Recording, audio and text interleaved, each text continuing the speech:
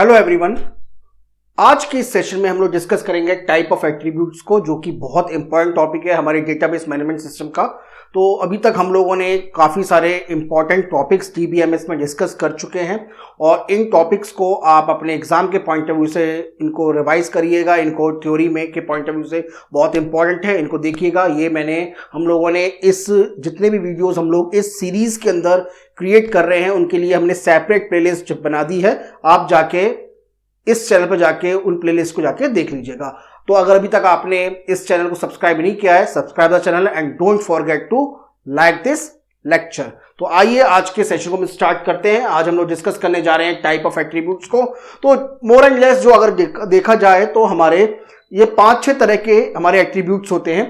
इसमें एक एक करके एक एग्जाम्पल मैंने लिया है ईआर डायग्राम के हेल्प से। मैं आपको बताऊंगा कि कैसे आप उनको उन एट्रीब्यूट्स को ईआर डायग्राम में यानी एंटिटी रिलेशनशिप मॉडल के अंदर आप उनको रिप्रेजेंट कर सकते हैं। तो पहला हमारा है सिंगल वैल्यूज एट्रीब्यूट्स, दूसरा है सिंपल एट्रीब्यूट्स, की attributes, multi valued attributes, composite attributes और लास्ट हमारा है ड्राइव्ड एट्रीब्यूट्स।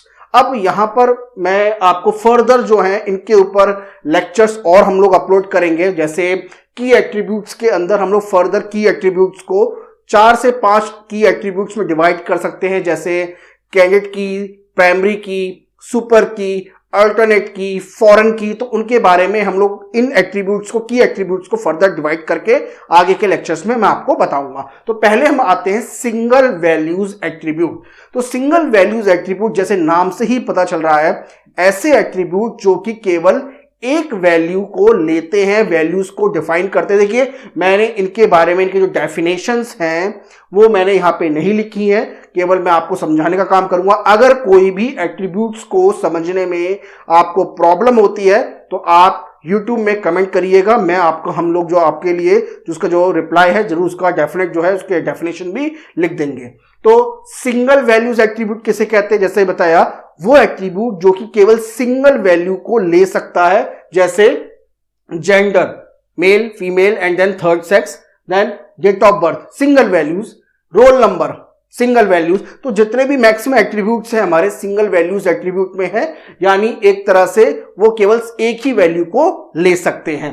नेक्स्ट एट्रीब्यूट आता है सिंपल एट्रीब्यूट। अब देखिए सिंगल वैल्यूज एट्रीब्यूट में और सिंपल वैल्यू एट्रीब्यूट लगभग मोर एंड लेस जो एक जैसे ही होते हैं। सिंपल एट्रीब्यूट का मतलब होता है जिस वैल्यू को हम लोग फर्दर यानी जिस एट्रीब्यूट की वैल्यू को हम लोग फर्दर डिवाइड नहीं कर सकते हैं, जैसे रोल नंबर हम लोग नहीं कर सकते उसको फर्दर डिवाइड, यानी उसका डिवीजन आगे पॉसिबल नहीं है। जेंडर फर्दर डिवाइड नहीं कर पाएंगे। देन हमारा एड्रेस और नेम, इसको हम लोग फर्दर डिवाइड कर सकते हैं। ओके, तो इस तरह से यहां पर एड्रेस और नेम जो है वो सिंपल एट्रीब्यूट्स आपके नहीं है, इनको हम लोग कंपोजिट एट्रीब्यूट्स की कैटेगरी में रखेंगे। अब हम लोग आते हैं नेक्स्ट में की एट्रीब्यूट्स। अब की एट्रीब्यूट्स क्या होता है, तो मैंने जब आपको एंटिटी रिलेशनशिप को बताया था तब आपको बताया था मैंने की एट्रीब्यूट्स के लिए कि हम लोग एक ऐसे एट्रीब्यूट्स को रखते हैं जिससे हम लोग बाकी की वैल्यूज को यूनिकली हम लोग फाइंड आउट कर सकें अपनी एंटिटी के अंदर या फिर हमारे टेबल के अंदर, लाइक आधार आईडी।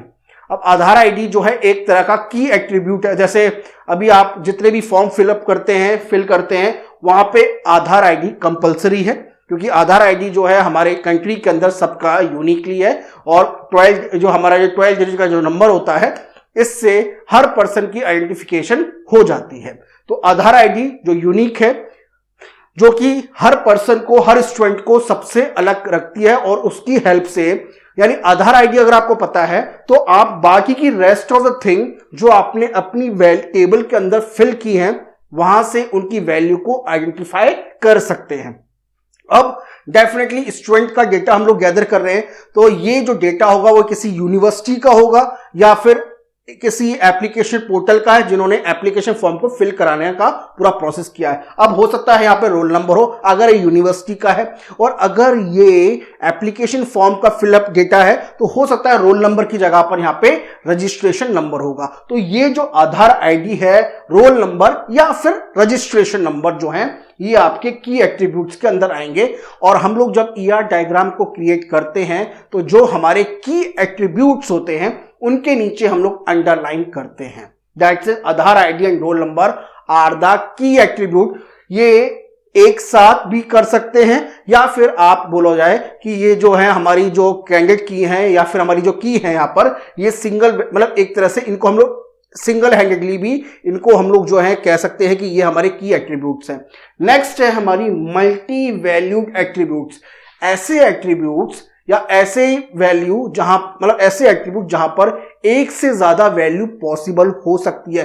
कैसे? जैसे हम लोगों के हो सकता है कि हम लोगों का मोबाइल नंबर है, तो मोबाइल नंबर मैक्सिमम आज के केस में हर एक स्टूडेंट का या फिर हर आदमी का या हर लेडी का 2 से ज्यादा या 2 नंबर मोबाइल नंबर भी पॉसिबल है। ये पॉसिबल है तो हमने मोबाइल नंबर को लिख दिया डबल ओवल शेप के अंदर। तो देखिए इलिप्स में हम लोग एट्रीब्यूट को रिप्रेजेंट करते बताया था, तो यहां पर इसके बारे में आपको पहले बता चुका हूं कि एक स्टूडेंट के एक से ज्यादा मोबाइल नंबर हो सकते हैं, मतलब मैक्सिमम स्टूडेंट जो है मोबाइल को चेंजेस करते हैं, यह हमें पता है। तो यहां पर अगर आप देखोगे, यहां पर हम लोगों ने इसको डबल ओवल शेप में बनाया है या फिर डबल इलिप्स शेप में बनाया है। सिमिलरली ईमेल आईडी, आपने देखा होगा जब आप फॉर्म फिल करते हैं तो आपकी एक ईमेल आईडी फिल करते हैं, उसके नीचे एक और होता है ऑप्शन जो कि ऑप्शनल होता है कि अल्टरनेट ईमेल आईडी ऑल्सो। तो ये ईमेल आईडी जो है आपकी यहां पर मल्टी वैल्यूड एट्रीब्यूट्स हैं, क्योंकि यहां पर एक से ज्यादा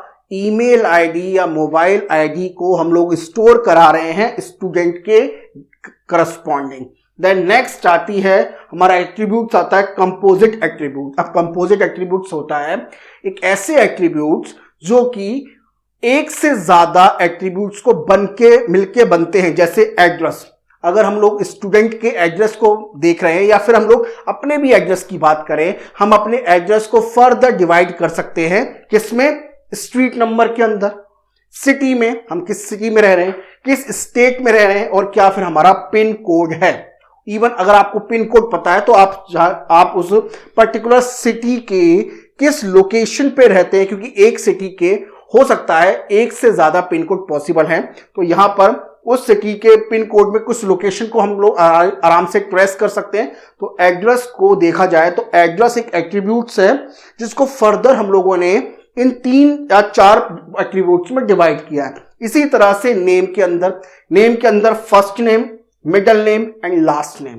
तो ये जो नेम और एड्रेस एट्रीब्यूट्स हैं, ये हमारे किस तरह के एट्रीब्यूट्स हैं? These are the composite attributes और कॉम्पोजिट एट्रीब्यूट। नाउ नेक्स्ट हमारा आता है ड्राइव्ड एट्रीब्यूट्स। अब ड्राइव्ड एट्रीब्यूट्स क्या होता है? ड्राइव्ड एट्रीब्यूट्स ऐसे होते हैं जिनकी वैल्यू हम लोग दूसरे एट्रीब्यूट से क्या निकालते हैं? ड्राइव करते हैं, यानी उनकी वैल्यू को फाइंड करते हैं। तो अगर ये डीओबी क्या है? ये डीओबी का मतलब है डेट ऑफ बर्थ, और ये एज है। तो अगर मैं किसी स्टूडेंट के डेट ऑफ बर्थ को फिल करा रहा हूं तो मैं उसके डेट ऑफ बर्थ से एज को फाइंड आउट कर सकता हूं, बिल्कुल कर सकता हूं। तो उसमें लिखा रहता है, जैसे आपने देखा होगा कि ये जो आप फॉर्म फिल कर रहे हैं, आपकी मैक्सिमम एज इतनी होनी चाहिए। कब तक होनी चाहिए? मान के चलिए लिखा है 31 मार्च 2021 तक होनी चाहिए, आपकी इतनी एज होनी चाहिए।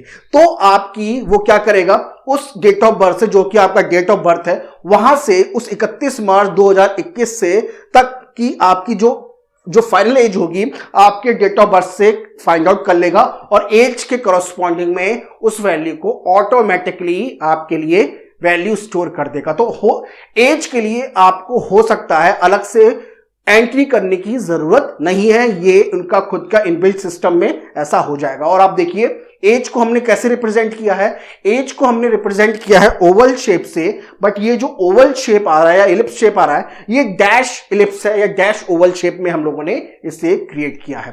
तो ये जो स्टूडेंट का डेटा था, मोरलेस हमने इन 6 एट्रीब्यूट्स को डिस्कस किया। इनको आप एक बार देखिएगा और मैं आपको फिर से बता देता हूं। स्टूडेंट एक एंटिटी है, आधार आईडी, रोल नंबर, ये आपके की एट्रीब्यूट्स हैं। जेंडर, डेट ऑफ बर्थ आपके, या फिर जेंडर और डेट ऑफ बर्थ जो है आपके सिंगल वैल्यू एट्रीब्यूट या फिर सिंपल एट्रीब्यूट्स हो सकते हैं, बिल्कुल हो सकते, इवन सबको काफी सारे ऑप्शन हो सकते हैं। Then again date of birth के एट्रीब्यूट से हमने एज के एट्रीब्यूट्स को कैलकुलेट किया। तो एज जो है हमारा किस तरह का एट्रीब्यूट्स है? ड्राइव्ड एट्रीब्यूट्स है, क्लियर है। देन इसके बाद ईमेल आईडी और मोबाइल नंबर हमारे किस तरह के एट्रीब्यूट्स है? These are the multi valued attributes. And then address और नेम को फर्दर हमने डिवाइड किया street, city, state, pin code के अंदर, और first name, middle name, last name. तो ये जो एट्रीब्यूट्स हैं ये हमारे कंपोजिट एट्रीब्यूट्स हैं। तो स्टूडेंट्स, आई होप आपको ये लेक्चर पसंद आया होगा। अगर लेक्चर पसंद आया है तो लाइक करना मत भूलिएगा, और अगर आपने अभी तक इस चैनल को सब्सक्राइब नहीं किया है, सब्सक्राइब द चैनल। और डीबीएमएस की जो कंप्लीट सीरीज में आपके लिए सामने प्रेजेंट कर रहा हूं, उसके अंदर हम लोग मैक्सिमम से मैक्सिमम कोशिश करेंगे कि आपके लिए ज्यादा से ज्यादा जो है लेक्चर्स हम लोग ला सके, जिससे आपको कहीं भी किसी तरह की रिसोर्सेज को जरूरत करनी, मतलब यूज करने की जरूरत ना मिले। और इनके ऊपर हम बहुत जल्दी आपके लिए मल्टीपल चॉइस क्वेश्चन की सीरीज, एक कंप्लीट सीरीज को भी आपके लिए पास लेकर आएंगे। तो स्टूडेंट्स, मिलते हैं नेक्स्ट वीडियो में। Thank you.